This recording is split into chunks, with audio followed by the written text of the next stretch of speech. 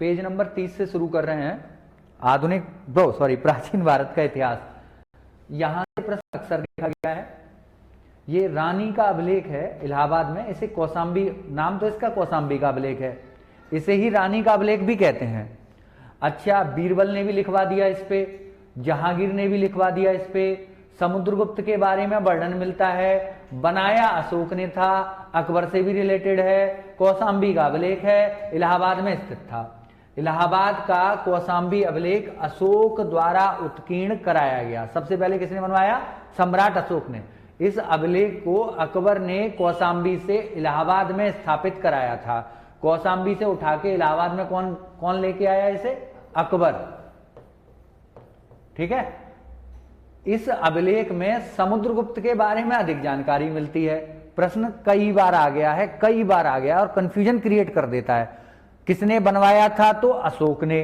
कहां स्थित था? तो कौशाम्बी में। आज कहां स्थित है? तो इलाहाबाद में। रानी का अभिलेख किसे कहा जाता है? तो कौशाम्बी के अभिलेख को रानी का अभिलेख कहा जाता है। क्या बीरबल ने भी इस पे कुछ लिखवाया? हाँ भाई हाँ। जहांगीर ने भी कुछ लिखवाया? हाँ भाई हाँ। ये सब चीजें आपको याद रखनी है।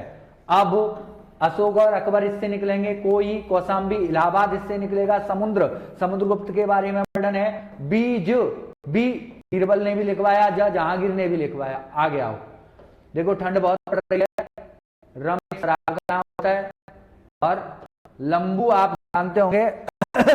चलो बच्चों बता ही दो, लंबू किसे कहते हैं? वो बहुत बड़ी प्रसिद्ध हस्ती हैं, अमिताभ बच्चन। अमिताभ बच्चन साहब से कहते हैं लंबू। अशोक कल तेरी रम लंबू पी गया। अब यहां कई सारी चीजें याद होंगी। तेरी का मतलब है 13वें अभिलेख। कलिंग युद्ध का वर्णन है। अशोक का मतलब अशोक के शिलालेखों में, अशोक के 13वें शिलालेख में कलिंग युद्ध का वर्णन मिलता है। रुमनदेही अभिलेख, लंबू लुम्बिनी, और इसमें है लंबू बुद्ध का वर्णन। एक बार पूरा वन लाइनर पढ़ के बता देता हूं, तब अच्छी तरह समझा पाऊंगा। अशोक के 13वें अभिलेख में कलिंग युद्ध का वर्णन है। उसके द्वारा बौद्ध धर्म अपनाने की सूचना इसी से मिलती है। रुमनदेही अभिलेख लुम्बिनी से प्राप्त हुआ है। इसमें बुद्ध के जीवन से संबंधित स्थलों की यात्रा अशोक ने की थी, ऐसा ज्ञात होता है। दोबारा समझते हैं। अशोक कल तेरी रम लंबू पी गया, इसे पीने को छोड़ दो। बुद्ध का वर्णन मिलता है, लुम्बिनी का अभिलेख है, लुम्बिनी में मिला है, या लुम्बिनी अभिलेख भी बोलते हैं। रुमनदेही अभिलेख भी इसे ही कहा जाता है, 13वां अभिलेख है ये। कलिंग युद्ध का वर्णन इसी में मिलता है। अशोक के शिलालेखों की बात हो रही है। एक बात और याद रखनी है आपको, अशोक के पिता के नाम में कंफ्यूजन हो जाता है। तो मैंने आपसे कहा अशोक के पिताजी बिंदी लगाते थे। अशोक के पिताजी बिंदी लगाते थे। बिंदी, बिंदुसार। एबीसीडी तो याद है, एबीसीडी से निकाल सकते हैं। देखो कैसे, ये लो,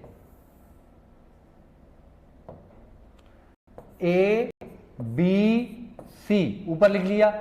चंद्रगुप्त मौर्य, बिंदुसार और अशोक, ये बाप बेटे हैं, ये बाबा हैं इसके, और ये, लेकिन बिंदुसार और बिंबसार में बच्चे कंफ्यूज हो जाते हैं। लेकिन बिंबसार किसका है?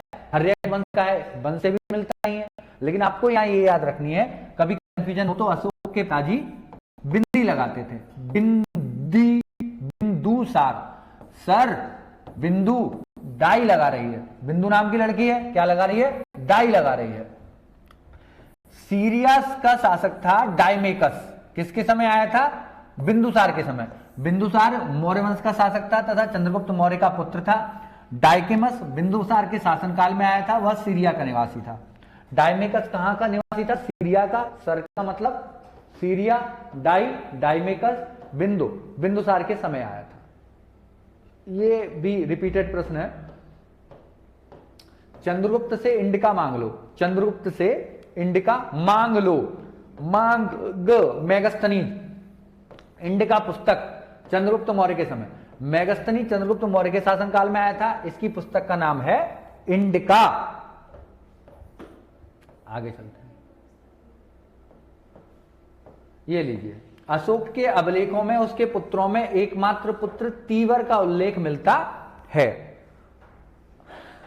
अशोक का बेटा तीतर पकड़ रहा है, आपके आसपास अशोक जरूर होगा। तीतर एक पक्षी होता है, वो जो उन्हें बहुत टेस्ट से खाता है, ये जो लकड़ियों में लग जाती है, क्या बोलते हैं उससे, बड़ी चींटी, दीमक। दीमक को बड़े टेस्ट से खाता है, क्योंकि मैंने ये देखे हुए हैं। मैं तो पहले तीतर ही पकड़ता था, आपको पकड़ना तो बाद में सीखा हूं। अशोक का बेटा तीतर पकड़ रहा है। तीवर नामक पुत्र का उल्लेख मिलता है अशोक के अभिलेखों में, अशोक के पुत्र के समय। एक और प्रश्न आता है, अशोक के समय के राज्य तथा उनकी राजधानियां भी हो सकती हैं।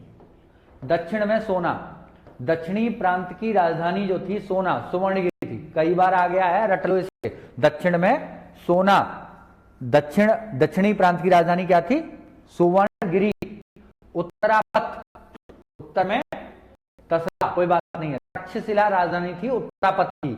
अवंती, अवंती की राजधानी थी उज्जैनी। कलिंग की राजधानी थी तोसली। और प्राची या पूर्वी प्रदेश की राजधानी थी पाटलिपुत्र। अगर आप लॉजिकल भी देखें तो बिहार जो है, पटना जो है, पूरब की ओर है, तो पूर्वी प्रदेश या प्राची की राजधानी क्या थी, पाटलिपुत्र। आगे अब ये राजा और है अशोक भाई इतिहास है जी जी। अशोक के समकालीन राजा, तू मर गया, तुर्मे शासक है, कहां का, मिस्र का। जब अशोक यहां शासन किया करते थे तो मिस्र में कौन शासन किया करता था, तुर्मे। तू मर गया मिस्र में, मिस्र। आगे देखो, अरे हमारी मौसी ने तो अति कर दी है, मौसी ने सुधर नहीं बिल्कुल, अति करके मान, तीसरे दिन आ जाते हैं, बस इतना ही करना है। मौसी ने अति आपकी मौसी ने अति की हो या नहीं की हो, इस बात से कोई मतलब नहीं है। आपको इस बात से मतलब है कि अत्तिकनी जो था मैसेडोनिया का राजा था, मैसेडोनिया का शासक उस समय, जिस समय के अशोक राज किया करता था, उस समय अत्तिकनी था। अत्तिकनी मैसेडोनिया के साथ। ये मग और है, मग का शासक एपीरस था। ए मग लिया। आगे देखेंगे अगली को, कौशाम्बी को श्रेष्ठ घोषित करो। ये सब चीजें अगली वीडियो में देखेंगे। Have a nice day, bye.